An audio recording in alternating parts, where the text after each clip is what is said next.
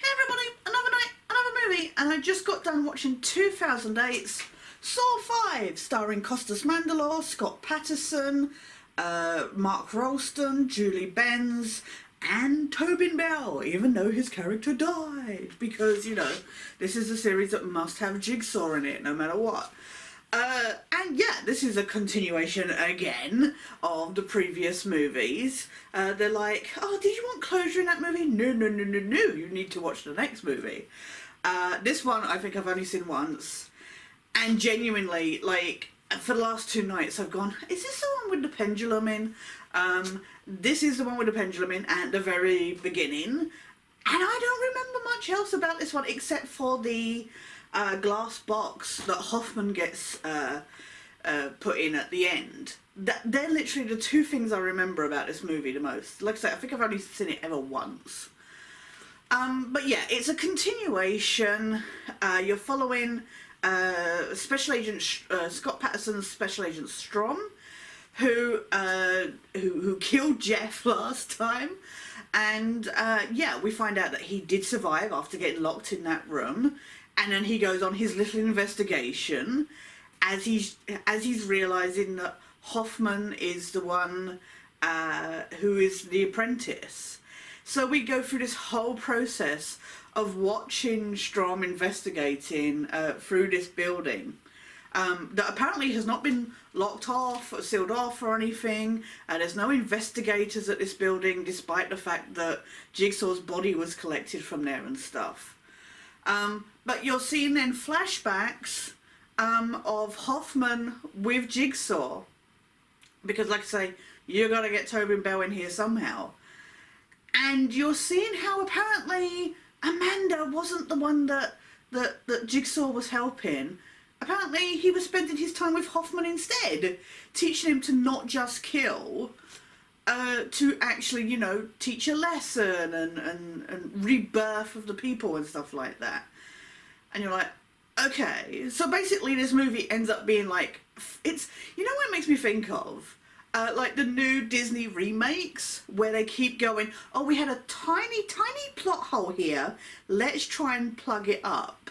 And that's what this movie does. Like, it shows how the guy that died in the razor wire trap in the first movie, they're like, oh, how did he get there? Well, it turns out that Jigsaw and Hoffman captured him and put him in this room, and it was a learning process for Hoffman. And you're like, okay. Now it's great because he gets the actors back. And of course there's all this whole, oh, I need you to put the pen light for, you know, Dr. Gordon's pen light so that Tap is distracted. And it's great. If you've watched the previous movies, it's great for, like, threading all those little things and going, this is how this character got here, this is how that character got there. But the thing is, and that would have been interesting, unfortunately, as I had with the issue with Rigg in the last movie, these people are very good at implicating themselves, seriously. At no point does Strom call in backup or anything. He just goes investigating himself. So Hoffman and, you know, kind of in a way, Jigsaw essentially set Strom up. It's ridiculous. So then when Mark Rolston's Erickson is kind of like talking with Hoffman, and he you know, he leads himself there quite easily to who actually did this. It's kind of, you're like, these people are in law enforcement. How are they so stupid? Especially for a, you know, FBI agent and that. Now, that would be, you know what, if this movie was just that, I think it would have been an interesting crime thriller. You know, watching the investigation and that. But because it's a Saw movie, they have to have the traps. They have to have this horror element. So then you have this B-plot with these 5 people who it turns out were all involved in the death of like 8 people. You know, it's basically showing the corruption and all the different departments that are used to corrupt to get people, you know, rich people's way and stuff like that. And they're put into these traps where they're supposed to all work together. But of course they don't. They bump one off to then save themselves. And yeah, you're watching them and they go through these different traps and that.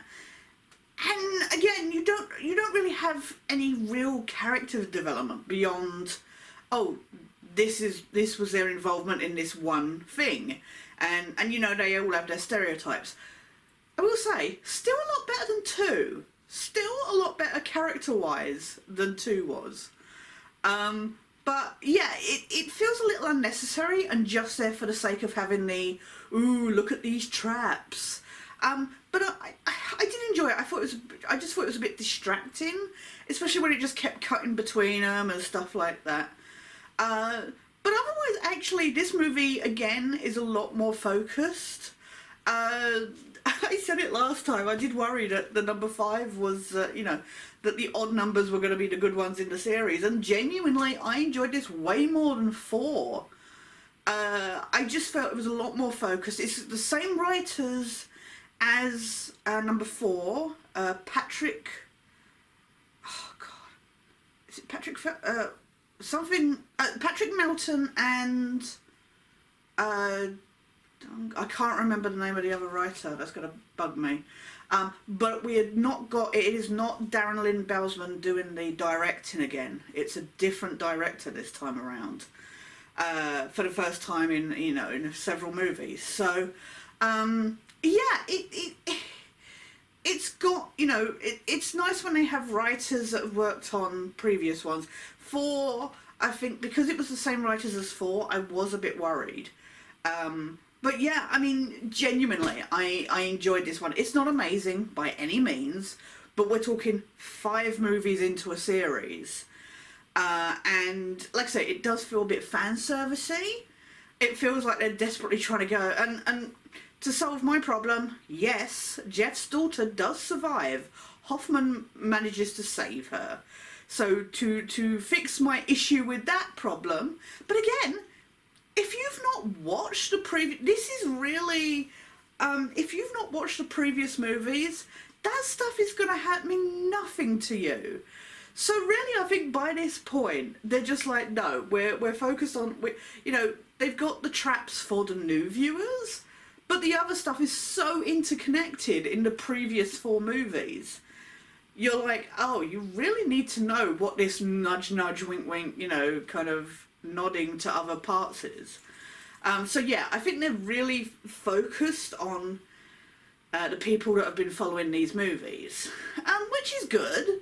And like I say, in a way, I just feel like the stuff that is for new viewers is a little too extraneous. It does, like I say, it does feel a bit unnecessary, and it's so convoluted with the whole stuff with, because you don't see Amanda at all. It turns out that when she's not in the room, Jigsaw is secretly meeting with Hoffman, and I'm just like, okay, do they even know each other exist, or what? It got a little silly. It was so silly at that point, and at no point have we been given the impression that somebody else was involved previously, and I don't know if they just couldn't get Shawnee Smith back for this one or what, but it would have been nice to see her at least interact, because she was so jealous in number 3. It was so distracting how jealous she was of any contact that Jigsaw had with anybody else. She was like, he loves me and that's it. And it's just like the idea that he was actually conversing and teaching, you know, into this kind of, like I say, I call it a cult, because it is kind of like that. It seemed a bit silly that she didn't know the existence. But no, genuinely, my cat has just laid down on the DVD box. I'm not even kidding. Yeah. Thank you. She's just like, I don't like this movie. I'm going to sit on the box. Yeah, no, genuinely, if you have watched the other movies, give this a try. I don't necessarily think it's good for new viewers, but if you're after just a throwaway, just watch the gore, like I say, it is, you know, one of these torture porn movies, essentially. If you're after just gore, then it's not the worst thing you can check out. It is certainly way better than number 4. Yeah, that's 2008 Saw 5. Would love to see your thoughts, see what you think. If you think it should have stopped at number 3, like I say, I think that was a perfect end to like a trilogy, and I feel like they're just trying to stretch it out now. But yeah, I think the fact that this is better than 4 is interesting for a series that was starting to lose steam. But yeah, please share your thoughts down in the comments. Take care, stay well. Thanks so much for watching.